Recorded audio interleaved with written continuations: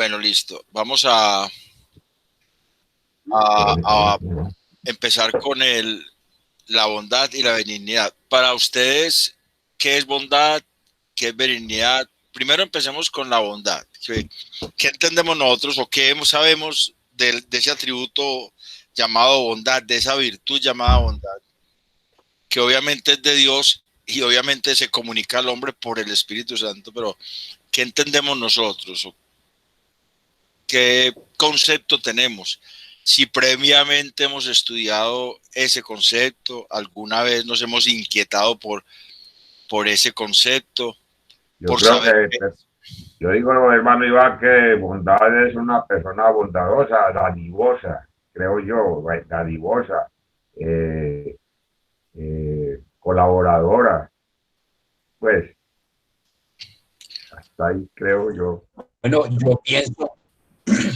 yo pienso que bondad traduce también misericordia, traduce también piedad, traduce también caridad, amor. Y yo pienso que bondad no la tenemos nosotros tan fácilmente porque el mismo Señor dijo que el único bueno es Dios. Entonces, la bondad nos lleva a ese pensamiento, que si Dios no nos hace buenos, nosotros no podríamos ser buenos, ya que la Biblia dice que no hay bueno ni aun uno. La Biblia dice que no hay quien haga lo bueno. En el Salmo 14.3 y en el Salmo 53.3 y en Romanos 3.12. O sea, quien haga lo bueno y tiene el sentido de que hace lo bueno porque de su corazón es bueno y procura hacerlo.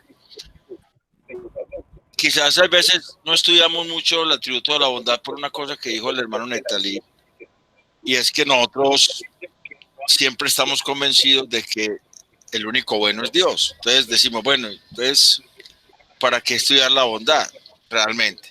Porque bueno es un adjetivo que califica a quien tiene ese atributo de la bondad. Es un adjetivo calificativo. Y de hecho hay dos palabras también en el Nuevo Testamento para bueno que son diferentes. Y ahorita vamos a mirar todo esto. Vamos a mirar desde el Antiguo Testamento cómo se define la bondad allá. Y nos vamos a dar cuenta que en el Antiguo Testamento siempre se define como algo que Dios tiene. No se define, no se presenta un pasaje donde aparezca la palabra bondad en el Antiguo Testamento que esté relacionado con un hombre, siempre está relacionado con Dios. Voy a compartir la pantalla. En el Antiguo Testamento, voy a compartir la pantalla. Perdón, compartir pantalla acá.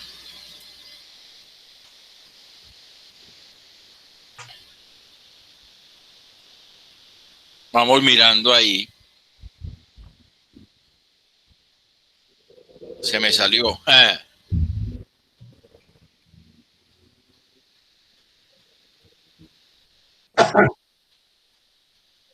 Se me salió a mí.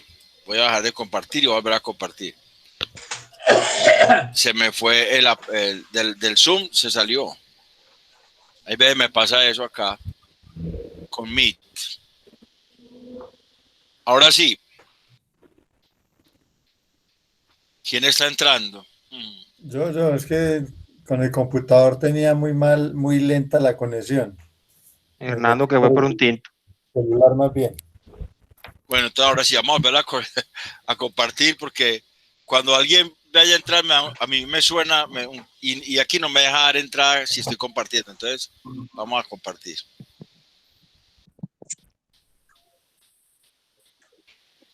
Ahí está, ¿listo?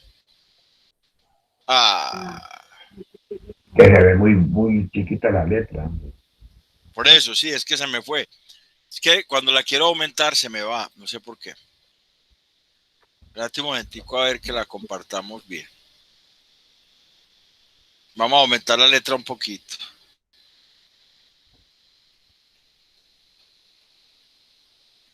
Ahí. Listo. Y está bien. Ya se ve bien. Listo. Vamos a mirar que en el Antiguo Testamento el término bondad es el término tub. El vocablo tub que aparece en Nehemías 9:25, Salmos 25:7, 27:13, 31:19, 68:10, 145:7 y en Oseas 3:5. Ese vocablo es el que traduce bondad. Y está el término top, que también traduce bondad, pero no como la mejor bondad, sino como algo bueno que puede haber tanto en Dios como en el hombre. Y también el término Gesed, que el hermano Netalí ahora hablaba de misericordia, que es bondad, también traduce bondad. En Génesis 21:23, en Ruth 3:10 y en Proverbios 26, hace referencia a la bondad que algunos hombres tuvieron en diferentes momentos. No hace referencia a un carácter permanente, sino a unas actuaciones buenas o de misericordia. Este término Gesed. Sin embargo, el término que vamos a estudiar es este término, tú. Y lo vamos a estudiar acá.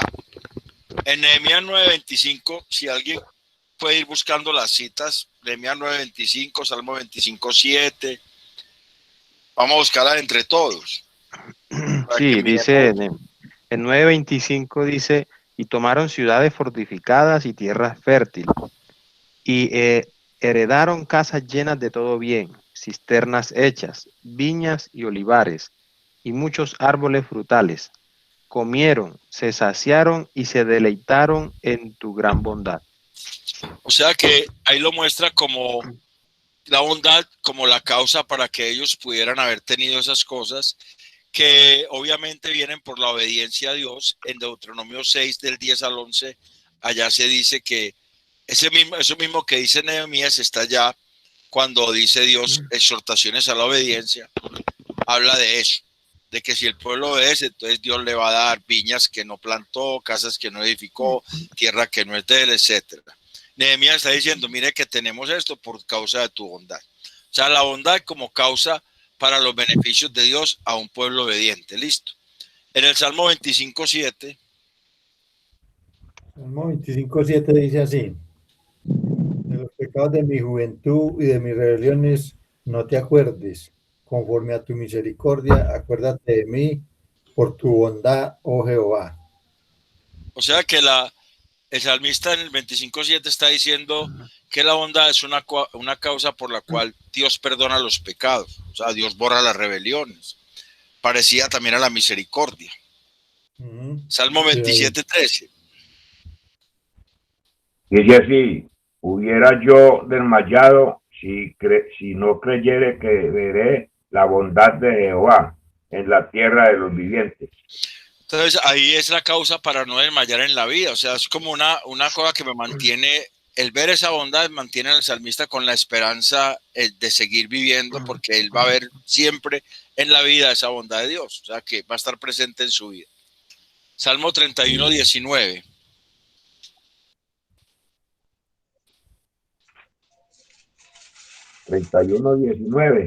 Sí.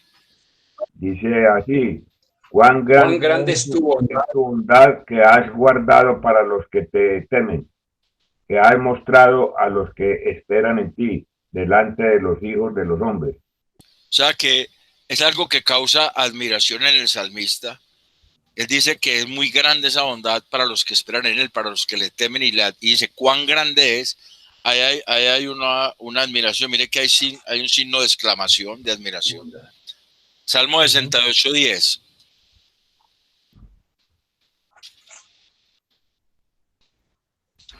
Los que son de tu grey, por tu bondad, oh Dios, has provisto al pobre. O sea que para el salmista también. Vuelvo a leer, los que son de tu grey, los que son de tu grey.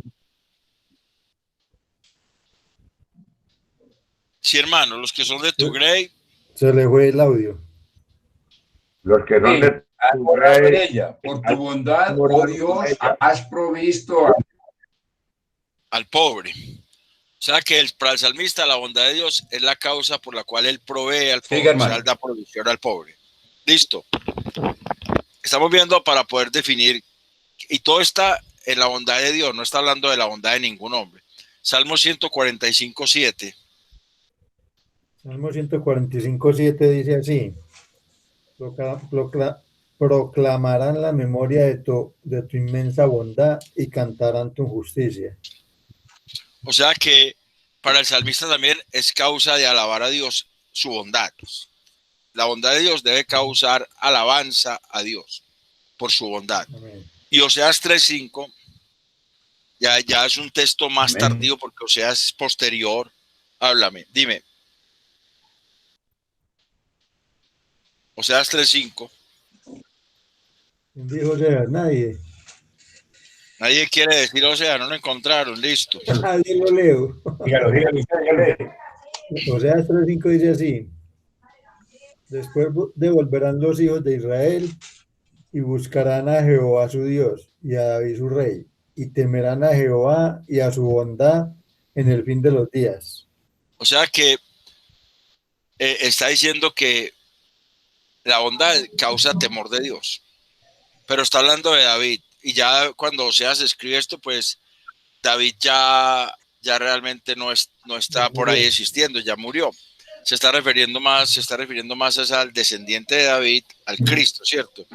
Entonces, está relacionada con el buen temor de Dios, con ese temor de Dios que Pablo llama piedad, que es eusebeia, buen temor de Dios, o sea, temer a Dios porque es bueno, un temor reverente porque Él es bueno. Eso es, la bondad es causa de ese temor reverente. Entonces podríamos hablar de que la virtud exclusiva de Dios es la bondad. La virtud exclusiva de Dios, aquí es una coma, no un punto. En el Antiguo Testamento es en relación exclusiva a Dios, la cual causa beneficios a quienes le obedecen y perdón de pecados a sus hijos. Además es causa para no desmayar en la vida, para admirarle y alabarle e incluso para reverenciarle por amor. Eso es la definición de esa palabra top, pues cogiendo los textos en los cuales está, en los cuales figura. Cuando vamos a mirar, hacer un texto parecido en el Nuevo Testamento, tenemos dos palabras que traducen bondad. La palabra agatsosune, que está en estos tres textos y también en Gálatas 5:22, que es la que aparece ahí como bondad, Gálatas 5:22. Y la palabra cretotes, que esta palabra realmente traduce bondad y también benignidad. Y en Gálatas 5:22 aparece como benignidad. Entonces vamos a estudiar el término bondad que aparece en Gálatas 5:22. Aquí faltó la cita de Gálatas, pero es parte del Espíritu, del fruto del Espíritu Santo. Entonces, en Romanos 15:14, el apóstol Pablo, cuando le escribe la carta de Roma, les dice que él está convencido de que ellos están llenos de bondad. Y ahí vamos mirando que ya en el Nuevo Testamento ese término se va refiriendo al hombre también, no solamente a Dios como en el Antiguo. Romanos 15:14 dice: pero estoy seguro de vosotros, hermanos míos, de que vosotros mismos estáis llenos de bondad, llenos de todo conocimiento, de tal manera que podéis amonestaros los unos a los otros. Entonces, aquí Pablo está hablando de una virtud con la cual Dios llena al hombre para que el hombre pueda amonestarse mutuamente. O sea, la iglesia puede amonestarse los unos a los otros. O sea, amonestarse en bondad, no en rabia, en peleas, en golpes, en insultos, sino en bondad. Bondad. ¿Quién me lee Efesios 5:9? Dice así, porque el fruto del Porque el Espíritu fruto es toda voluntad, justicia, tal. Porque el fruto del Espíritu es... Vuelvo y leo, porque el fruto de toda justicia y verdad. Y verdad, ¿cierto? Sí. Porque el fruto del Espíritu es en toda bondad, justicia y verdad. Ahí también está relacionado con el fruto del Espíritu, con la justicia y la verdad. O sea, que está como a la misma altura, la justicia, la verdad y la bondad La verdad. como fruto del Espíritu. O sea, estos dos textos ya me están hablando a mí de algo que Dios va llenando al hombre, con lo que va llenando al hombre, pues que ha creído en Jesucristo realmente. O sea, por gracia, Dios va llenando a su iglesia de bondad. Segunda a los Tesalonicenses 1:11.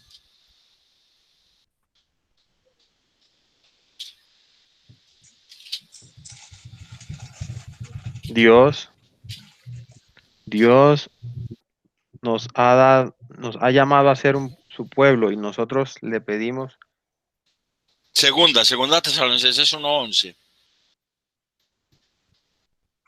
No es ese. Dice Tesalonicenses. así, por lo cual No, no. asimismo oramos Por siempre lo cual, por vosotros, asimismo, para que vuestro Dios os tenga por dignos de su llamamiento y cumpla todo propósito de bondad y toda obra de fe con su poder. propósito.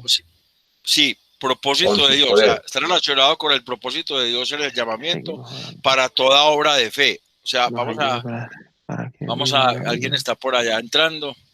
Vamos a darle entrada. Carlos López. Hermano Carlos, Dios te bendiga. Entonces ahí está relacionado con el propósito de Dios para toda obra de fe. O sea, es necesario ese atributo de la bondad para poder obrar en fe. Para poder obrar en fe, para poder obrar en justicia y para poder obrar en verdad, según Efesios 5:9. O sea que es necesario que el corazón del hombre sea lleno de bondad. Y eso es la obra del Espíritu Santo. Hay una diferencia muy fuerte entre el Antiguo Testamento y el Nuevo Testamento. Porque en el Antiguo Testamento es solamente algo que sale de Dios y que el hombre no tiene. Pero en el Nuevo Testamento, por la obra de Cristo, y Oseas 3:5 hace ese vínculo, cuando habla de David, del descendiente de David, por la obra de Cristo, ahora por el Espíritu Santo, esa bondad de Dios se va depositando en el hombre. O sea que tiene que crecer ese componente del fruto de bondad en el hombre. Hay veces nosotros somos muy displicentes en cuanto a la bondad, porque tenemos siempre en la mente de que solo Dios es bueno, ¿cierto? Pero cuando Pablo está diciendo que no hay quien haga lo bueno, en Romanos 3:12, Pablo está dando un argumento de por qué todos los hombres necesitan a Cristo. Porque los primeros 3 capítulos de Romanos hasta el 3:20 es mostrando la pecaminosidad del hombre, sea judío o sea gentil. Tanto que él dice, ya hemos dejado tanto a judíos como a gentiles, hemos demostrado que están en pecado.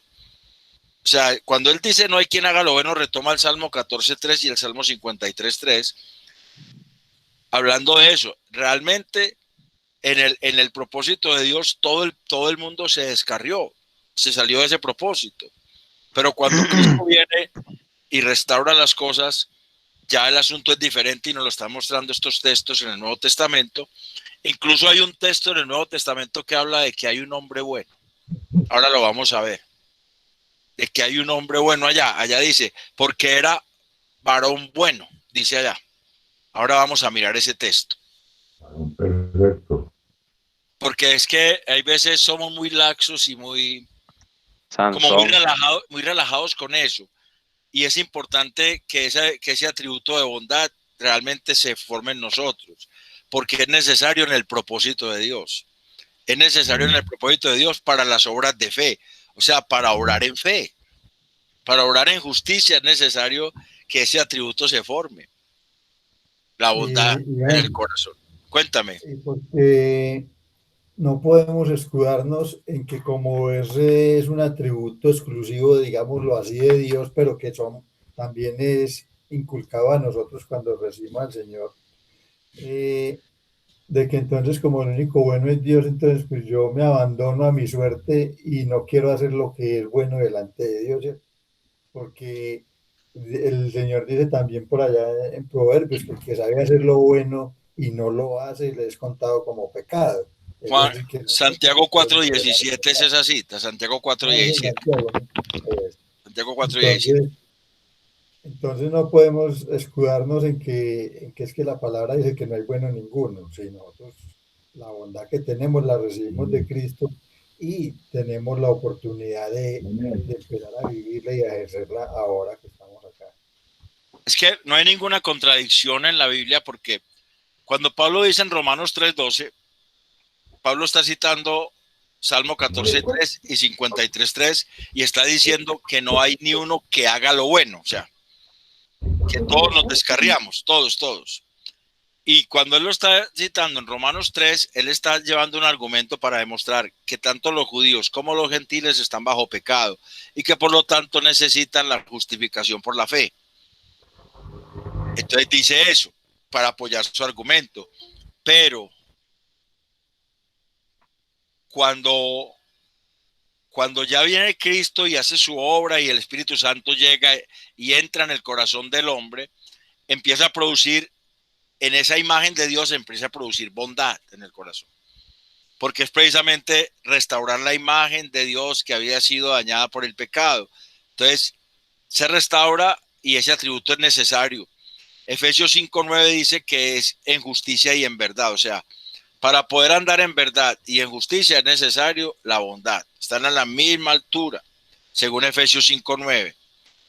Según Segunda Tesalonicenses 1:11, es necesaria esa bondad para poder obrar, para poder hacer las obras de fe que Dios tiene en el propósito para la iglesia. O sea, que se tiene que ir formando en el hombre. No digamos que el hombre es absolutamente bueno, ahí sí decimos, no, imposible. El único absolutamente bueno es Dios. El único que tiene todos esos atributos en el grado absoluto es Dios. Pero la Biblia sí testifica de un hombre al que llama varón bueno, y ahora lo vamos a ver más adelantico. Hermano Carlos, Dios te bendiga. También entró Samuel, está entrando, entró John Freddy Vera. Muchas gracias. Buenas noches, hermano. Bendiga, buenas noches.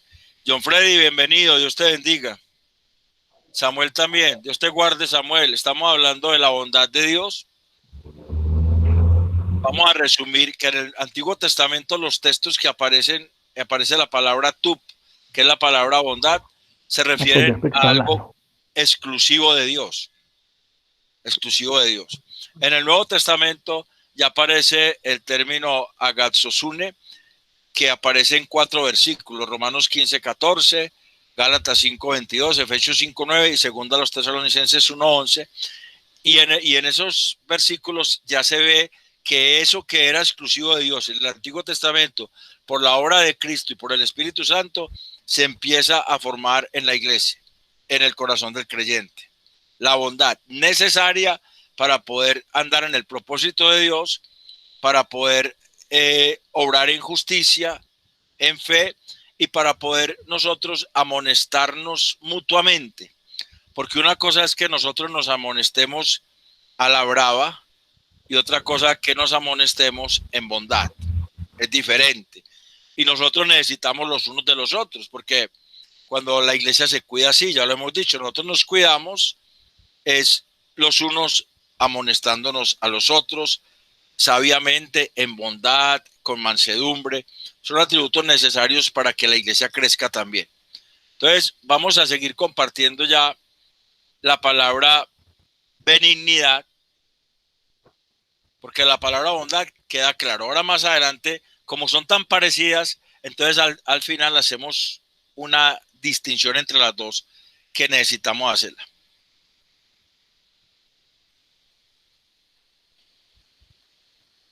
Voy a compartir entonces la pantalla.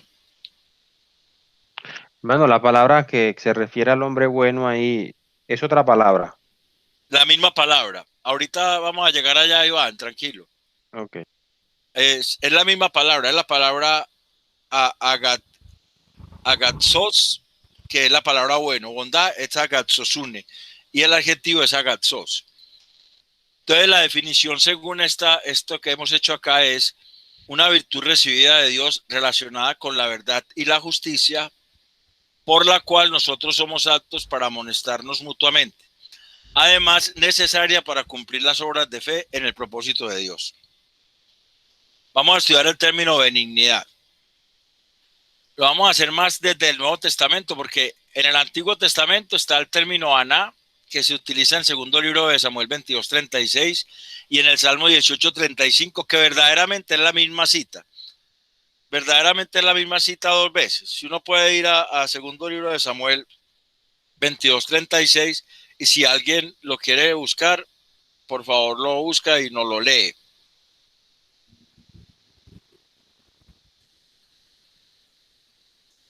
segundo libro de Samuel 22:36. Y alguien que busque este otro, Salmo 18:35. Yo tengo el de Samuel. Listo, hágale. Dice, me diste a sí mismo el escudo de tu salvación y tu benignidad me ha engrandecido. O sea, ahí está y busque el Salmo 18:35 y verá que es muy similar. David está hablando de él. Salmo 18:35. Es muy similar la cita. Se agrega algo. Dice así el 35. Me diste a ti mismo el escudo de tu salvación, tu diestra me sustentó y tu benignidad me ha engrandecido. Ajá. O sea que ahí el único que cambia es que en el Salmo Listo, 18:35 hermano. añade, en el Salmo 18:35 añade, tu diestra me sustentó. Hermano, ¿Qué hubo? ¿me oyó? Sí, claro, yo lo oí. Solamente cambia en el 18:35 añade, tu diestra me sustentó. De resto es la misma cita. Sí. Y es una cita expresada dos Tu veces. diestra Tiene una me connotación de que eso significa mirar y prestar atención. Que Dios miró y prestó atención a David por causa de la benignidad. O sea, es también referente a Dios y es muy parecido a bondad. De igual manera, el vocablo Gesed traduce benignidad en Oseas 2:19 y 20. Allí el vocablo que traduce benignidad Gesed, que también traduce bondad en otros pasajes del Antiguo Testamento y que traduce misericordia, que traduce fidelidad, que traduce amor. Es el Gesed de Dios. Entonces, Hay una acá que dice condescendencia. o sea, condescendencia Gesed. Mm. ¿O está leyendo otra versión de la Biblia, hermano? Sí, en la actualizada, sí. Ah, Pues bueno. dice que sí, Aquí lo la habló misma. no bondad, sino condescendencia, pero Condescendencia me ha engrandecido. Ujú. el término aquí es ana, ¿cierto? El que allá traducen por condescendencia. Pero tiene que ver con prestar atención, mirar y prestar atención. O sea, que Dios miró y prestó atención a David y por esa causa fue que David fue engrandecido. Eso es lo que él está diciendo. En Oseas 2:19 y 20 tenemos Gesed y allí leemos, y te desposaré conmigo para siempre, te desposaré conmigo en justicia, juicio, benignidad y misericordia. Te desposaré conmigo en fidelidad y conocerás a Jehová. Y está en estrecha relación con la obra salvífica de Cristo. Esto está apuntando a Cristo sobre su pueblo. Y aquí su significado es muy parecido a bondad. En realidad esos dos términos podrían traducirse también como bondad, tanto aná como gesed, lo cual nos indica que la diferencia entre bondad y benignidad es muy pequeña y difícilmente perceptible. Es así como en el Nuevo Testamento encontramos el término gestrotes, traducido por benignidad en Romanos 2:4, Gálatas 5:22, Colosenses 3:12 y Primera de Pedro 2:3. Y por bondad en Romanos 11:22, Segunda a los Corintios 6:6, Efesios 2:7 y Tito 3:4. O sea que el mismo término, este término traduce, en ciertos pasajes lo tradujeron bondad y en otros lo tradujeron benignidad, porque son muy parecidos. Entonces, uno mira la cita, en Romanos 2:4, Pablo dice, o ignoráis que su benignidad os guía al arrepentimiento, Podría ser también su bondad, porque usted mira que ahora que estudiamos el término bondad en el Antiguo Testamento, por aquí en el Salmo 25:7 estaba en relación con la causa, que era la causa por la cual Dios perdona los pecados. Y aquí en Romanos 2:4 la benignidad es la causa por la cual Dios guía al arrepentimiento. O sea, son muy parecidos aún esos términos. En Romanos 11:22, que traduce bondad, pero aquí lo vamos a tomar como benignidad, es relacionado con la permanencia en el propósito de Dios. Si alguien me lee Romanos 11:22, habla de la severidad de Dios para con unos y la bondad de Dios para con otros. Dice así la palabra, mira pues la bondad y la severidad de Dios. La severidad ciertamente para con los que cayeron, pero la bondad para contigo si permaneciese en esa bondad, pues de otra manera tú también serás cortado. O sea, que Pues de aquí está, otra manera tú también serás cortado. ahí está relacionado con una virtud de Dios que se mantiene sobre la iglesia, que permanece en su propósito. Es lo que está diciendo Pablo. Segundo a los Corintios 6:6, también traduce bondad allá.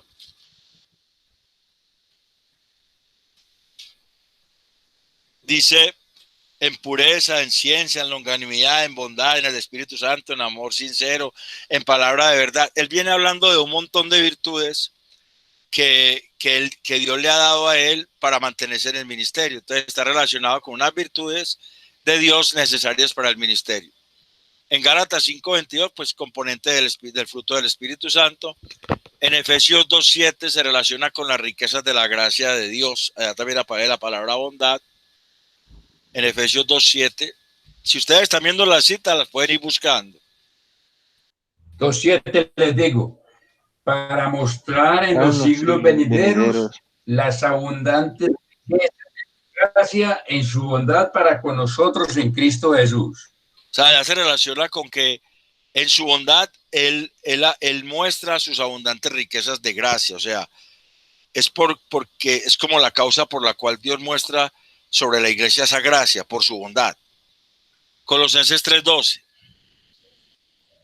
Colosenses 3:12 dice así: vestidos pues como escogidos de Vestidos. Dios, santos y amados, de entrañable misericordia, de benignidad, de humildad, de mansedumbre, de paciencia. O sea, ahí es con el vestido con que Dios viste a la iglesia. La benignidad hace parte de ese vestido, de ese nuevo carácter que Dios da. La benignidad, aquí estamos hablando de la benignidad. Tito 3:4. Pero cuando se manifestó la bondad de Dios cuando se manifestó la bondad de Dios, nuestro Salvador y su amor para con los hombres. Ahí traduce bondad, pero la Tito palabra 3:4. sí, ahí traduce bondad, es una de las que traduce bondad, pero realmente es la palabra crestotes, que es benignidad. Y está relacionado con el amor de Dios para nuestra salvación, porque el versículo 5 habla de que nos salvó no por obras de justicia, ¿cierto? O sea, como causa de salvación, lo mismo que había dicho en el Antiguo Testamento. En el Antiguo Testamento era la causa de para no desmayar, la causa del perdón de pecado, la causa de los beneficios de Dios al hombre, causa de producir un buen temor en el hombre. O sea, esa bondad, y aquí muy parecida a la benignidad, son muy parecidas. Primera de Pedro 2:3. Esta es interesantísima. Y es que habéis gustado la benignidad del Señor. Léame el anterior, léame el 2:2. 2:2. Desead como niños recién nacidos la leche espiritual, no adulterada, para que por ella crezcáis para salvación, si es Sí que es. habéis gustado la benignidad del Señor.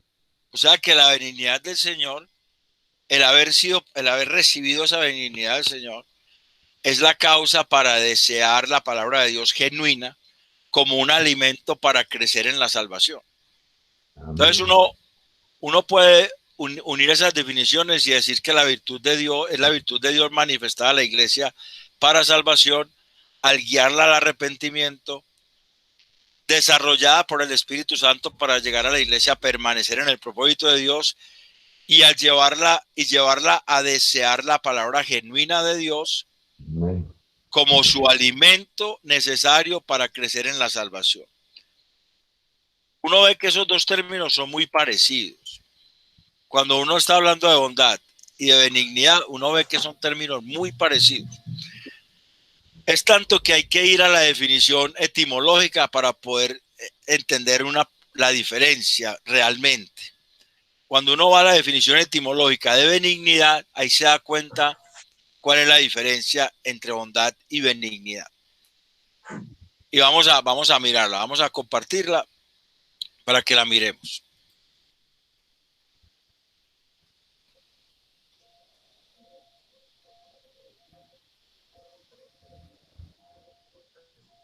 Vamos acá, listo. Vamos a mirar la definición acá en la definición etimológica. A ver, la palabra Christotes es la que significa allá por benignidad. Y esa palabra significa utilidad, excelencia en carácter o manera de uso dado. Deriva de Christos, el cual significa empleado útil, y que a su vez deriva de Hraomai, que significa manejar como medio o instrumento, proveer lo necesario, procurar emplear o actuar de manera provechosa para procurar el disfrute. Por lo tanto, podríamos concluir que la principal diferencia entre bondad y benignidad es que la primera hace referencia a una condición intrínseca, ya sea en propiedad o en adquisición. En propiedad Dios o en adquisición la iglesia. Y la segunda designa la capacidad de poner esa bondad en práctica. Es decir, ejercerla de tal manera que lleve al aprovechamiento y disfrute del propósito de Dios en la iglesia. Entonces, realmente la bondad es la condición del carácter y la benignidad es lo que muestra esa condición del carácter. O sea, cuando un creyente obra de tal manera que procura el propósito de Dios para el disfrute de los demás, está obrando en bondad, y eso es lo que llama la Biblia benignidad. O sea, que es útil al propósito de Dios. Cuéntame. Se podría como comparar, no sé si valga la comparación, como decir amor y amoroso. El amor es la cualidad y el amoroso es lo que manifiesto a través de ese amor, o lo que manifiesto de ese amor. No. Sí, puede ser así. Lo que pasa es que hay un peligro, porque puede haber una apariencia de benignidad. O sea, alguien puede hacer obras de benignidad. Se puede fingir. Sí, eso es hipocresía. O sea, alguien puede hacer obras de benignidad, pero sin ser verdaderamente con un buen deseo, sino hacerlas como para buscar un beneficio o para hacer algo que redunde en él, que redunde o que redunde para él, ¿cierto? Ese es el peligro de ese asunto. El fruto del Espíritu Santo no se puede fingir, porque realmente el Señor mismo le dijo a los fariseos, mire, en Mateo 12, 34 y 35, Él les dice, generación de víboras, ¿ustedes cómo pueden hablar cosas buenas siendo malos? Les pregunta, ¿ustedes cómo pueden hablar lo bueno siendo malos? Porque de la abundancia del corazón habla la boca. Allá les dijo, porque el Señor se extrañaba de que los fariseos, teniendo un corazón bien pervertido, ellos pudieran hablar cosas muy bonitas a la gente y no se inmutaran. O sea, la gente no se daba cuenta que los estaban engañando. Para el Señor era como muy extraño eso. Y por eso lo llamó hipócritas como 7 veces en Mateo 23. Lo llamó hipócritas, fariseos hipócritas. Por eso, porque ellos hacían cosas buenas con intenciones malas. Hablaban cosas buenas con intenciones malas. O sea, digamos, la bondad es como la intención. Y lo que se hace es la benignidad que muestra esa bondad. Al llamarlos hipócritas es hipócrisis. La palabra es hipócrisis, que significa estar bajo condenación. Hipo, que es debajo o bajo de. Y crisis, que es un juicio o sentencia desfavorable, condenación. O sea que realmente esa palabra indica estar bajo condenación. Estar haciendo cosas que no se viven. Están diciendo cosas que no se creen o de las cuales solamente lo hago para beneficio propio y no por convicción. La bondad de Dios es la que debe llevar al hombre a hacer las cosas para que el propósito de Dios se cumpla en la iglesia, para ayudar a otros a salir adelante también dentro de ese propósito de Dios, a disfrutar de ese propósito de Dios, pero de una manera genuina, no de una manera fingida. Esa es la diferencia entre bondad y benignidad. Y es lo mismo entre amor y amoroso. Una persona puede ser muy amorosa con la mujer, por ejemplo, para ocultarle que la está engañando con otra. y realmente no tiene amor, pero se muestra muy amoroso. O sea, se puede fingir esa parte, pero tarde o temprano eso se descubre, eso sale a flote. Lo mismo pasa con este atributo de la bondad y la benignidad. Es muy interesante que ahí vamos a entrar en la parte donde hay un varón que la Biblia dice que era varón bueno. Y es interesante eso. Dejó. Aló, hermano Netalí, Iván, cuéntame. es que, Iván, sí, quería participar, que sí, quería aportar algo. Hágale. Que cuando hablamos de algo bueno que se haga, entonces en la persona que no conoce a Jesucristo, que no conoce al Señor, se le llama bien relativo. Hacer algo bueno en esos personajes así se le llama bien relativo, porque un bien relativo no viene acompañado de la virtud de Dios y del conocimiento perfecto del Señor Jesucristo. Entonces, algunas personas que no conocen al Señor, pues son religiosos, pero no conocen al Señor, hacen muchos bienes relativos y en este tiempo de pandemia sí que se ve, porque la gente quiere dar a todo el mundo y dar mucho dinero quizás, pero esos bienes no vienen acompañados de una fe verdadera ni de un verdadero conocimiento del Señor Jesús. Y mientras no sea así, es solamente bien relativo, que dicho sea de paso, en Isaías dice que esos bienes así o esas cosas maravillosas que el hombre hace son como trapos de inmundicia delante de Dios. Sí, eso dice en Isaías 66:4, ¿cierto? Creo que allá está la cita. Pero sí, yo estoy hablando no tanto de la gente del mundo, porque la gente del mundo hace cosas buenas también, eso es lo que usted está diciendo, es que hay gente que hace cosas buenas, eso. Pero estoy hablando de personas en la iglesia y más que personas, que cristianos normales, estoy hablando de líderes en las iglesias que tienen esa actitud. No hay una bondad en su corazón, sino unas obras que parecen de bondad, pero que realmente van encaminadas a obtener un lucro personal, sea en dinero, sea en fama, sea en renombre, sea en seguidores, en alguno de esos lados. Pero no se hacen para el propósito de Dios, para que la iglesia disfrute el propósito de Dios, para ayudar a avanzar en el propósito de Dios a la iglesia, sino que se hacen de manera egoísta para satisfacción propia. Estoy hablando de eso, estoy hablando de la iglesia, no estoy hablando del mundo, porque este fruto se debe formar es en la iglesia. En el mundo el fruto no se va a formar, porque no tiene el Espíritu Santo, es en la iglesia. Sí, entonces quedamos claros ahí. Amén. Voy a pedirle el favor de que abran sus Biblias y me lean Hechos 11:24.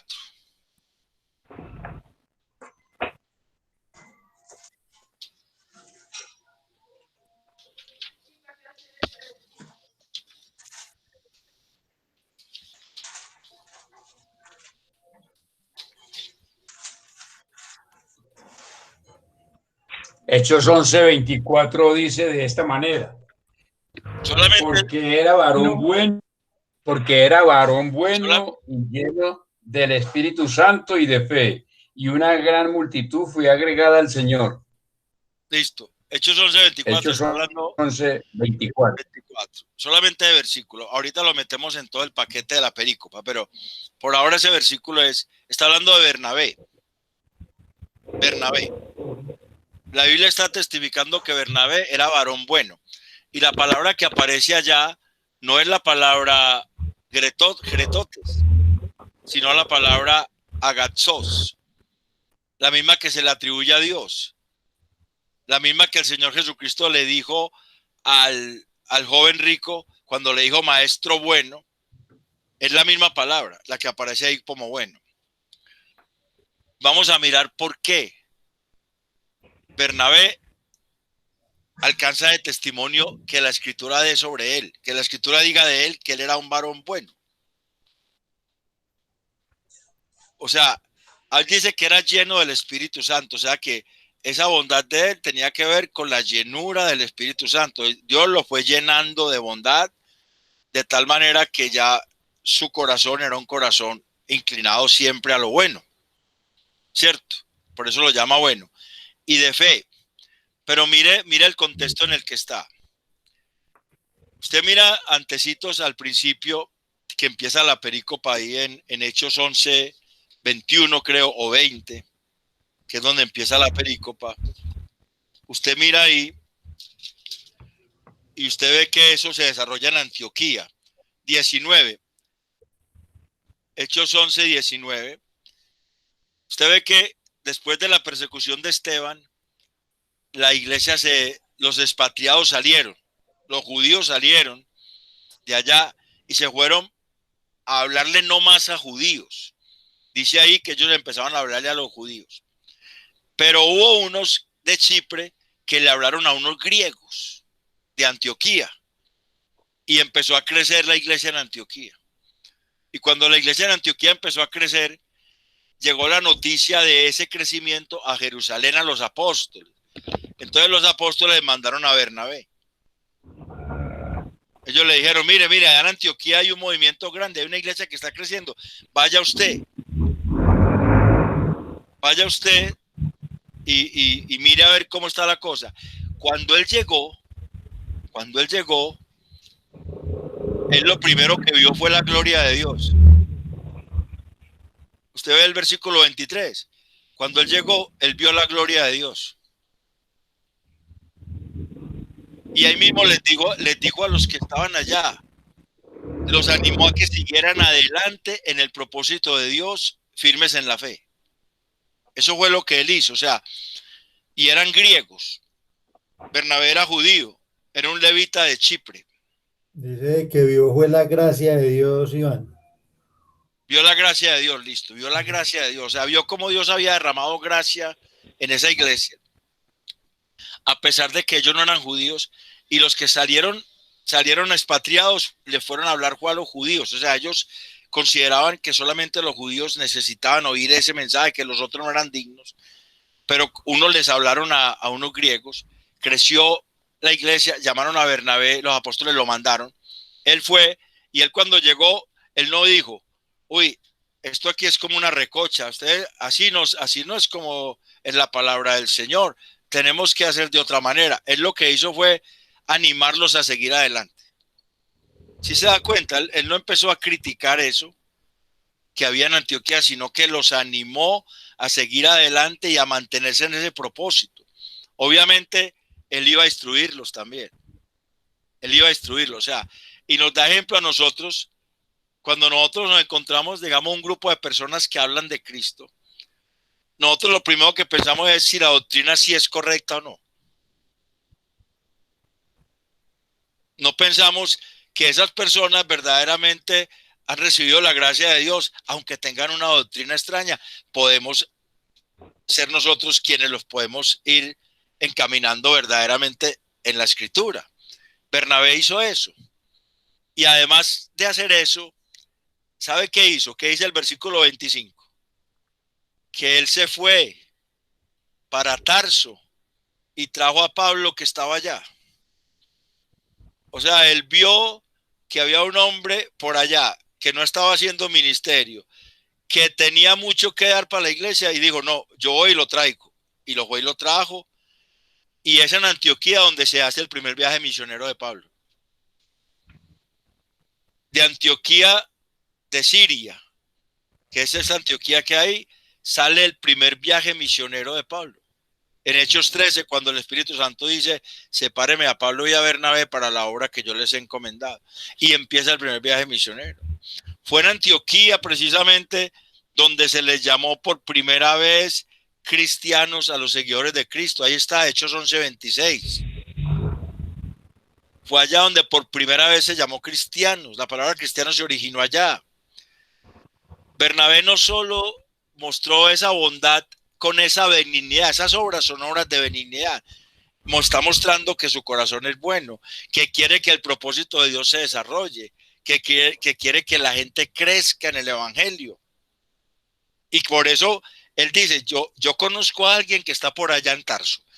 Debe estar bien desparchado porque por allá no hay iglesia. Voy y lo traigo para que me ayude. Y fue y lo trajo. Y Pablo creció en su ministerio a partir de ahí. De estar ahí en la iglesia de Antioquía.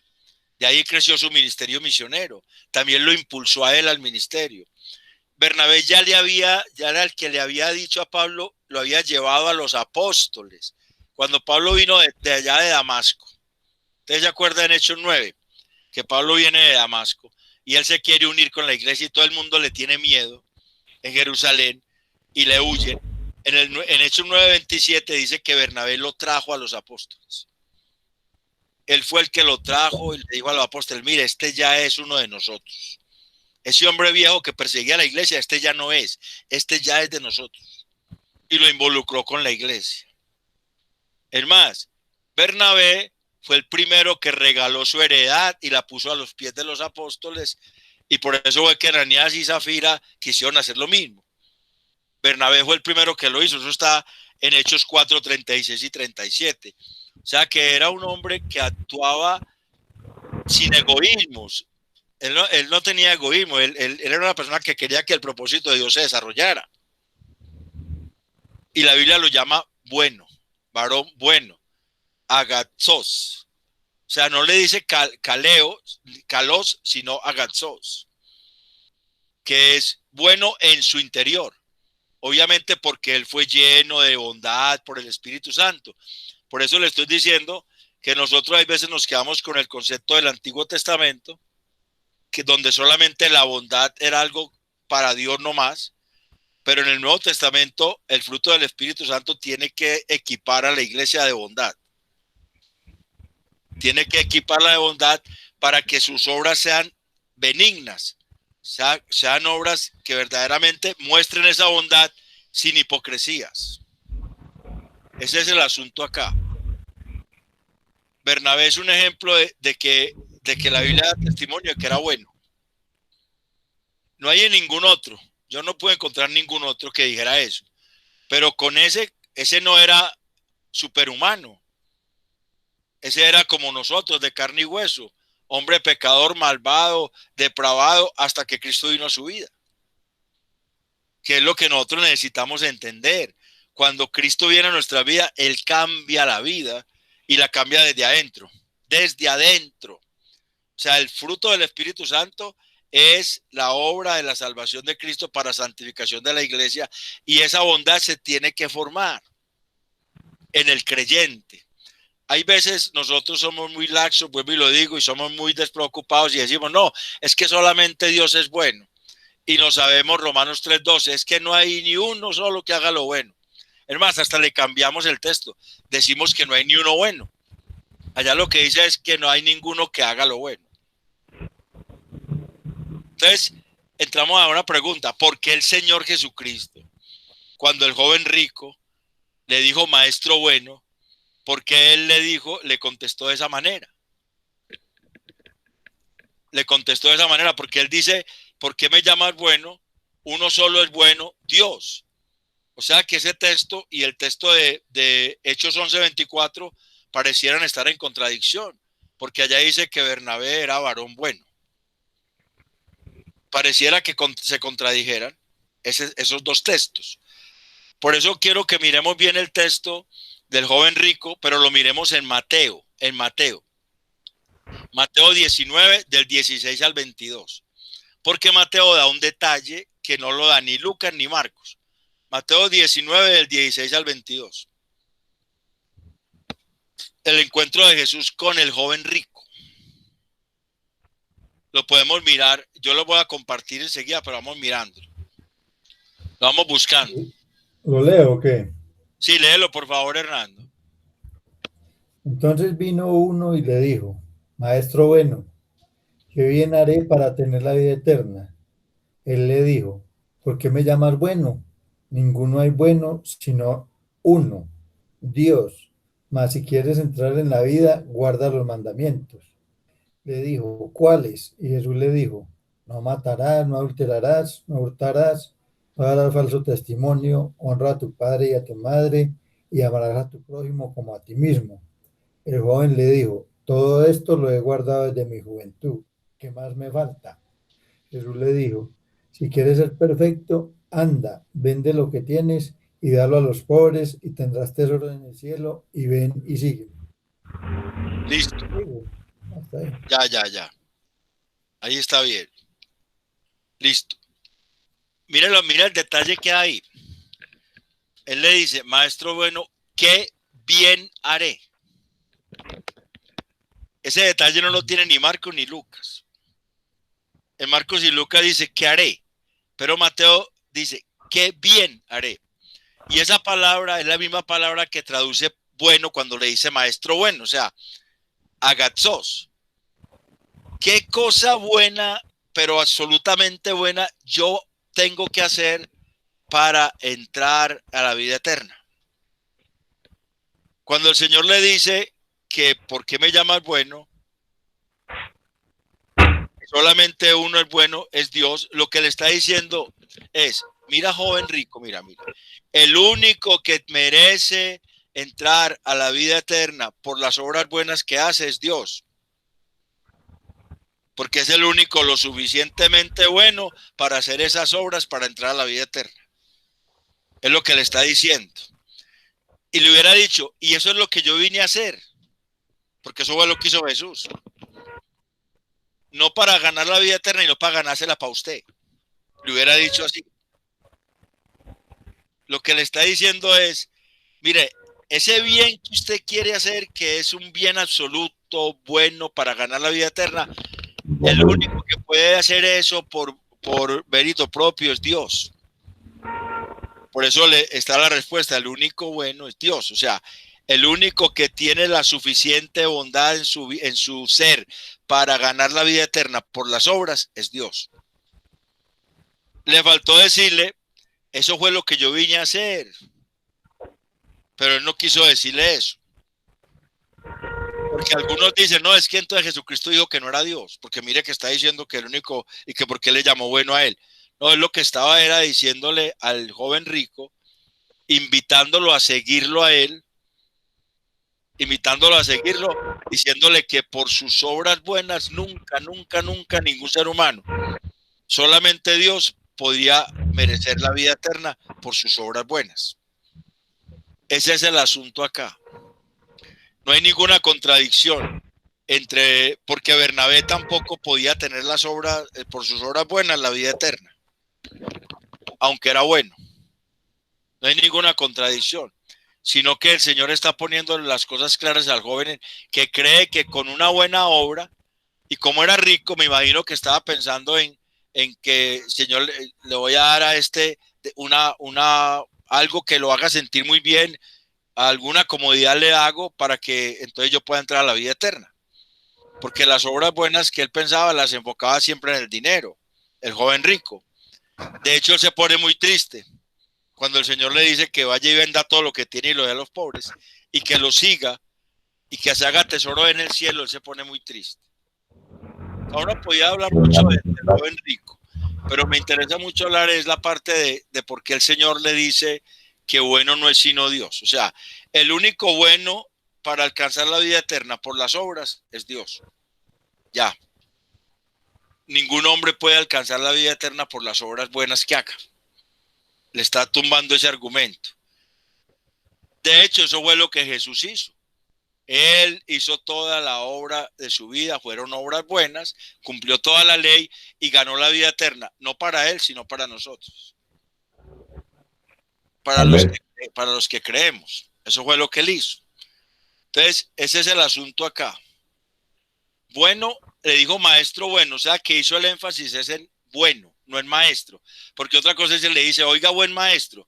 Le está diciendo que es muy buen maestro, que es bueno en su oficio. Pero le está diciendo que es bueno él. Entonces el Señor también quiere probar a ver si ese joven entiende que él es Dios o no. Y le está enseñando, mire, el único que verdaderamente puede hacer obras buenas, absolutamente buenas, delante de Dios para salvación es Dios. Ningún hombre puede. Eso es lo que le está diciendo ahí.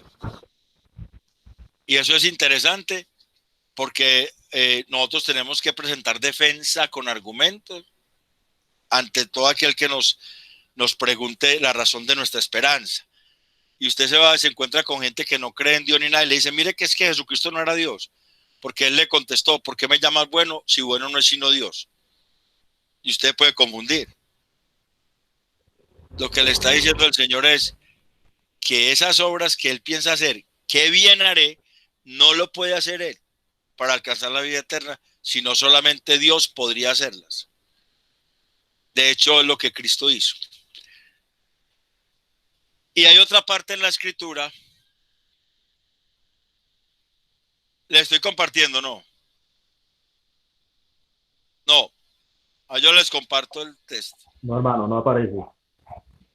Yo lo comparto.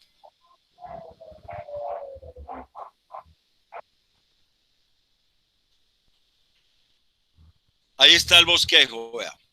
La vida eterna no se gana, se recibe. Tenemos la tendencia que la salvación es por esfuerzo propio.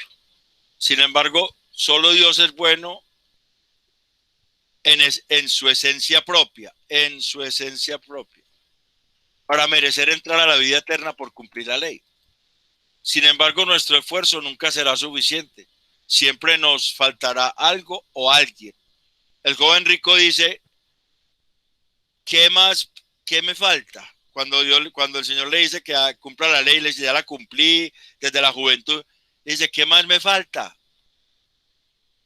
¿Qué más me falta? Dice.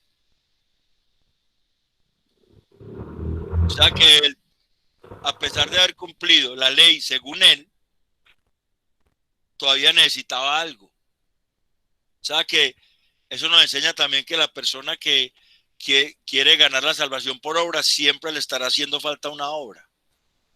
Siempre le estará haciendo falta algo para sentirse satisfecha. Nunca se va a sentir satisfecho de hacer obras para la salvación, sino que siempre tendrá que hacer cosas porque piensa que le hace falta algo. ¿Qué realmente le hace falta? Lo que Jesús le dijo. Si quieres ser perfecto, Jesús le dijo, si quieres ser perfecto, vende todo lo que tienes, regálalo a los pobres, sígueme y hazte tesoros en el cielo. ¿Qué es lo que le falta realmente? La palabra perfecto es la palabra teleios y viene de un verbo telos que significa mantener la mirada en la meta segura. O sea, ¿qué le hace falta a él? Tener la mirada en la eternidad, tesoros en el cielo. Si verdaderamente tienes esa meta, es lo que el Señor está diciendo. Si verdaderamente tienes esa meta, pues entonces despégate de todos esos apegos terrenales que tienes y sígueme. Que eso es realmente lo que nos llama a nosotros a hacer. Cada día nosotros nos debemos ir despegando más de nuestros apegos terrenales, que son un impedimento para seguir al Señor realmente. Eso es algo que nos tiene que a nosotros confrontar también, porque todavía hay apegos que de pronto nos estorban. Y no digamos pecados, digamos pertenencias, pues. Digamos pertenencias que de pronto nos estorban para servirle al Señor. De pronto puede ser el trabajo, puede ser el estudio, puede ser la familia misma, puede ser el dinero. Muchas cosas pueden estorbarnos para seguir al Señor como Él quiere. Si nosotros verdaderamente tenemos la meta puesta allá, que es lo que indica telos, tener la meta puesta en la eternidad, o sea, en ese punto donde él quiere entrar. El joven rico quería entrar a la vida eterna. El Señor le dice, bueno, si verdaderamente quieres ser perfecto, si quieres mantener allá la mirada allá en la vida eterna, entonces todo esto terrenal no te sirve. Tienes que desapegarte de lo terrenal y seguirme. Eso es. Tesoros en el cielo es eso. Hacerse tesoro en el cielo es que nuestra meta está allá. Lo hemos venido hablando en Hebreos. Esos hombres de Hebreos 11 siempre estaban con la mirada puesta en esa meta. Siempre ellos iban para allá.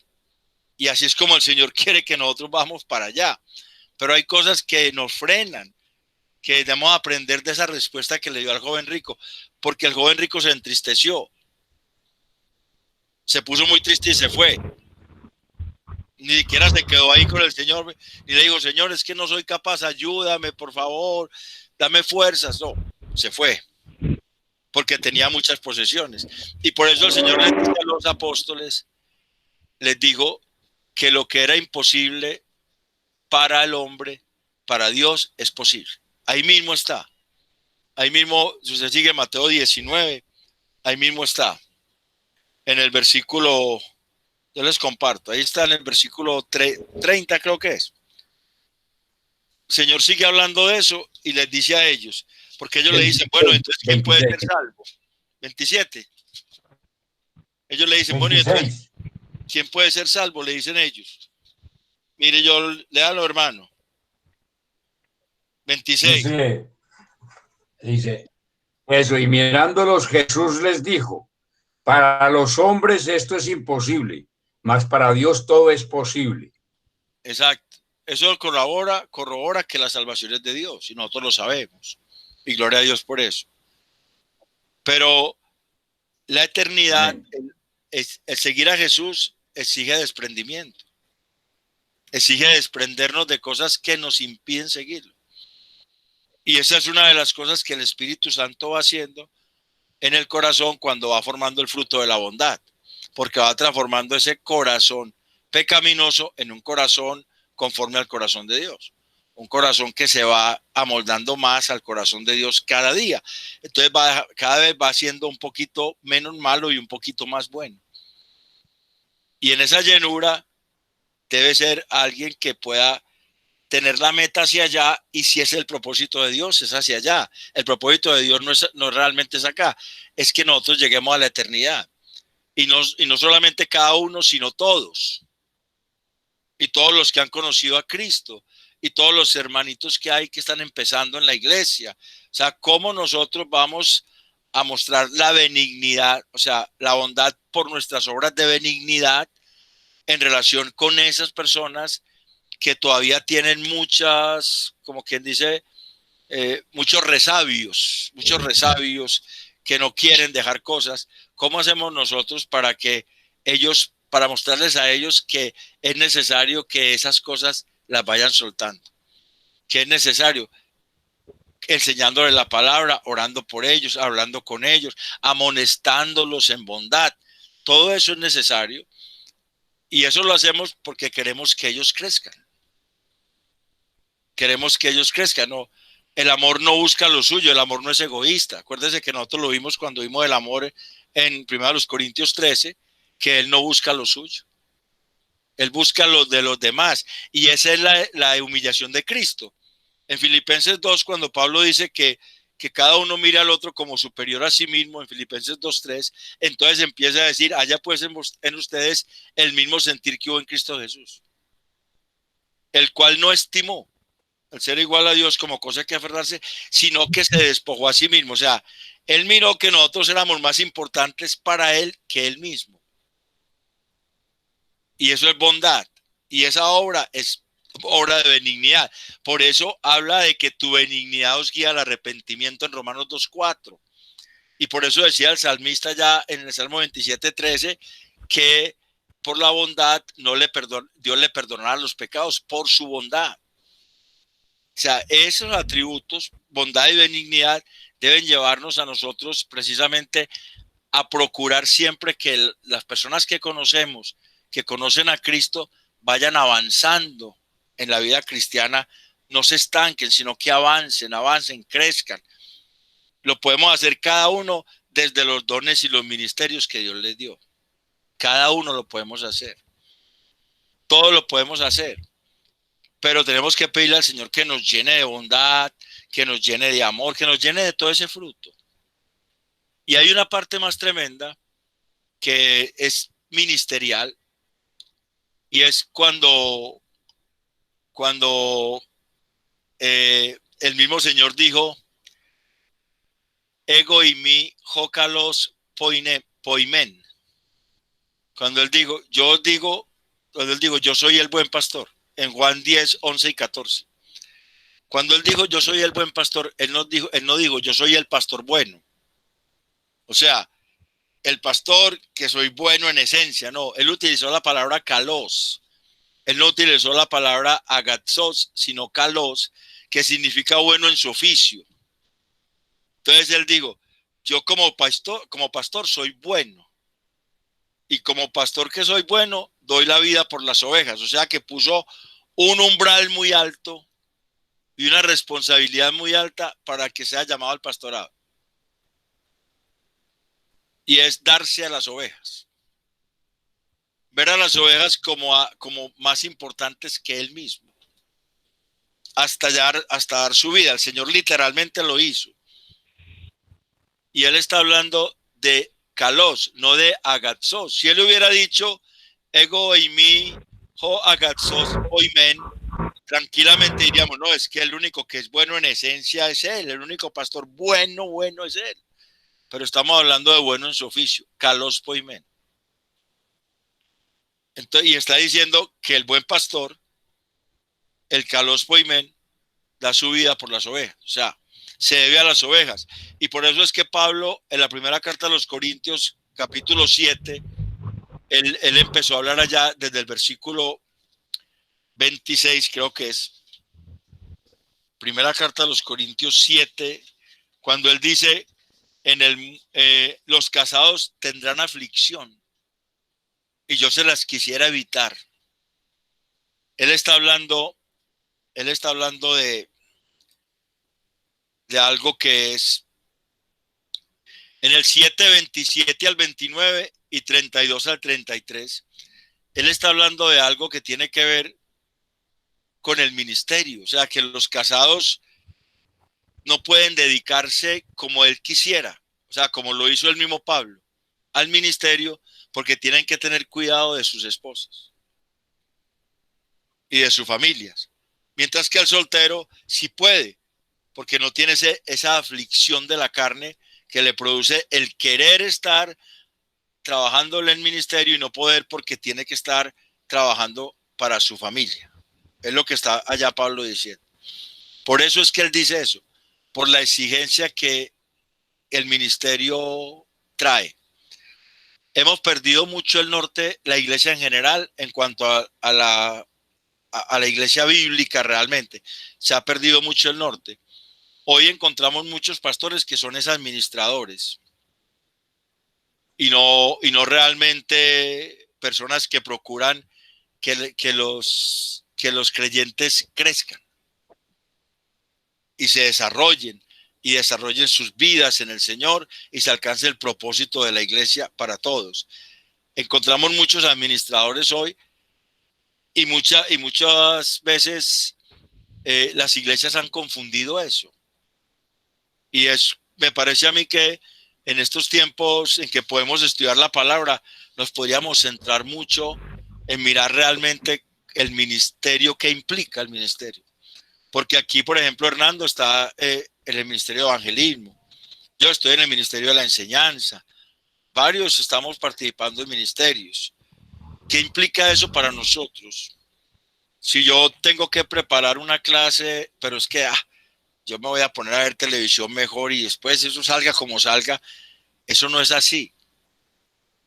No se puede preparar una clase leyendo comentarios que uno encontró por ahí, ya, vea, esto es. No se puede preparar un sermón a punta de comentarios, no. La predicación exegética no es leer comentarios. Estos días estaba oyendo algo, me gusta mucho una cosa que se llama expositores. No sé si ustedes lo han visto en YouTube, que es de una iglesia que se llama Grace Community Church, donde el pastor principal es MacArthur, y ellos son 34 ancianos. Pero ancianos allá implica pastores, o sea, ellos son personas que tienen a cargo número de gente para visitar, orar por ellos, llevarles discipulado, la palabra, todo eso. Y ellos hacen esa cosa que llaman expositores. Y entonces le preguntaron, por ejemplo, una pregunta que hizo Michael McCorney, que también canta, que es un señor de gafas, que canta también, que eres gringo, pero canta en español y habla en español. Ellos recogen un montón de preguntas al final de eso y empiezan a hacerse a un panel que hay ahí. Entonces le preguntaron, mire, hay una pregunta que dice que si alguien está en una iglesia donde no se expone la palabra, ¿qué debe hacer? Esa era una pregunta del público, ¿cierto? ¿Qué debe hacer? Entonces, Henry Tolopilo fue el primero que habló. Y él dijo, yo no le diría que se vaya de esa iglesia, porque yo crecí en una iglesia donde no se exponía la palabra, dijo él. Mi papá no tenía mucho estudio bíblico y era el pastor de la iglesia, pero era un hombre que amaba a Dios. Y yo mismo, dice él, yo mismo empecé así. Después tuve la oportunidad de estudiar y todo eso, pero yo mismo empecé así. Entonces le preguntaron a Sugel Michelet y él dijo, hay que distinguir entre una persona que por ignorancia no hace un sermón expositivo porque no sabe, pero ama a Dios, y el que por negocio lo hace por beneficio propio. En el primer caso, yo le diría que se acerque a ese pastor y le muestre libros, le propicie que pueda estudiar en institutos, seminarios. Y en el segundo caso, cuando es un negociante que ya se ve que es por negocio, yo le aconsejaría que huya por su vida, o sea, que se vaya de ahí. Entonces le preguntaron, ¿y qué es predicación expositiva?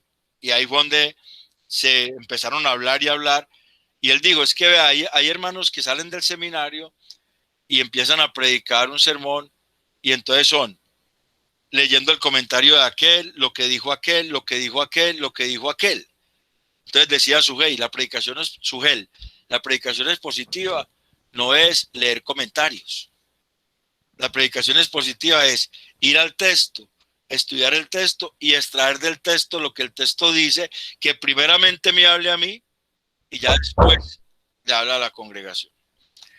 Y en ese punto, decía él, las iglesias están muy atrás, decía él. No todas las iglesias, hay muy poquitas iglesias que se preocupan por hacer predicaciones expositivas. Y es necesario porque es la exégesis la que va a sacar del texto lo que el texto dice. Hay veces que uno oye cosas y uno dice, bueno, listo. Pero necesitamos nosotros ser conscientes de que nuestro deber como creyentes, y más los que estamos de alguna u otra forma en un ministerio, es que el Señor nos llene cada vez más con su espíritu, a través del estudio de la palabra, a través de la oración, a través de la comunión con hermanos, a través de la obra social también, porque cuando vamos acostumbrándonos a hacer obras para beneficio de los demás, vamos también adaptándonos a lo que el Señor dice, que nosotros podamos ser también personas que le demos refrigerio a otras personas, que les ayudemos en lo que podamos. Si estos frutos se forman en nosotros, yo sé que nuestras vidas van a ser transformadas cada vez más. Y cada vez más podremos valorar a Dios más todavía. Cada vez más podemos decir, hombre, gracias Señor. Gracias Señor, porque eres el que haces esto. Yo ayer pensaba así, pero ya tú me has convencido de seguir adelante. Dejemos esa laxitud de decir, no, es que el único bueno es Dios. Sí, el único absolutamente bueno es Dios. ¿Por qué no decimos eso con los santos? Decimos, nosotros somos santos. ¿Por qué no decimos el único santo es Dios? Sí, el único santo absolutamente es Dios. El único absolutamente bueno es Dios. El único absolutamente veraz es Dios. Pero por eso nosotros no nos llamó Dios a seguir diciendo mentiras. Porque el único que absolutamente bueno es Él, no nos llamó Dios a seguir haciendo maldad, sino precisamente a imitarlo a Él. Y esos atributos de Dios por la obra del Espíritu Santo, este fruto del Espíritu Santo nos ayudan en nuestra labor para imitar a Dios, para imitarlo a Él, en lo que nosotros podemos imitar de Él, porque hay cosas de Dios que nosotros definitivamente no podemos imitar.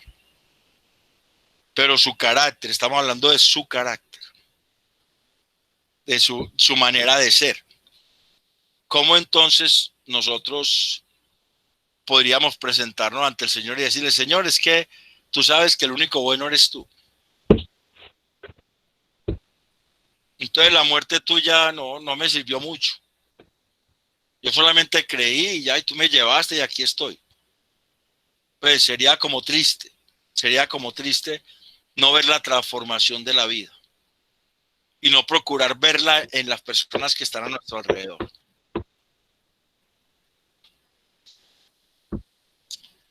Es nuestro deber, es nuestro deber.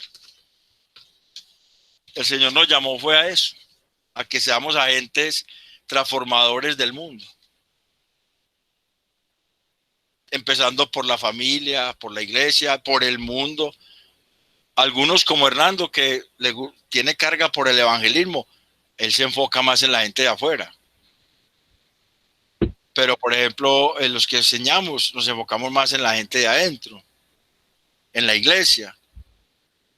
Porque la Gran Comisión tiene los dos frentes, ¿cierto? Tiene los dos lados. Y hacer discípulos, evangelismo y misiones, y enseñándoles ya es los otros ministerios de la palabra, la predicación, pastores y maestros y todo ese cuento de cosas. Entonces nos enfocamos dependiendo de qué nos llamó el Señor. Por eso es bueno que cada uno vaya sabiendo, bueno, a mí a qué me llamó el Señor. Realmente cada uno debe saber. Hombre, a mí el Señor me llamó. A mí me gusta mucho cuando yo le hablo a un inconverso y empiezo a hablar con él y le cuento testimonio de mi vida, lo que Dios ha hecho en mi vida, y yo veo que esa persona empieza como a inquietarse y empieza como a cambiar su fisonomía. A mí me gusta mucho esa parte. Pues por ese lado se llama evangelismo. Se llama evangelismo. Usted por el evangelismo se encamine. Pero en todos esos ministerios debe estar ese fruto formado. Todo ese fruto. Bondad, amor, gozo, paz, paciencia, fe, bondad, benignidad, templanza y mansedumbre. Eso debe estar formado en la vida de la iglesia. Y cada vez se tiene que formar. No es que decir, no, yo ya estoy completico, ya se formó el fruto. No. Eso es toda la vida. Pero el caso es arrancar y estar diciendo, oye, es que el Señor quiere que seamos buenos. Y el Señor él mismo nos ha dado las cosas para que seamos buenos. Porque hay veces nosotros no queremos seguir adelante en el propósito de Dios. Y le sacamos del quite. Hay veces lo hacemos. Entonces nos quedan faltando la mansedumbre y la templanza como frutos del Espíritu Santo, como componentes del fruto del Espíritu Santo. Hemos avanzado en el amor, en el gozo, la paz, la paciencia, la fe, la bondad y la benignidad. Hemos avanzado en 7. Nos quedan faltando 2. Mansedumbre y templanza. Y el Señor quiere que seamos mansos porque Él dijo, aprended de mí, que soy manso y humilde de corazón. Él dijo, aprended de mí. No dijo, mírenme a mí, sino aprended de mí. O sea, interioricen eso ustedes también. Por el Espíritu Santo, obviamente. O por la obra humana es imposible. Entonces, la otra semana nos convocará ese atributo, esos 2 atributos, esos 2 partes del fruto del Espíritu. Yo mañana les envío el archivo adjunto y el video. El enlace pues del video en YouTube. Porque me toca subirlo a YouTube. Listo, hermano.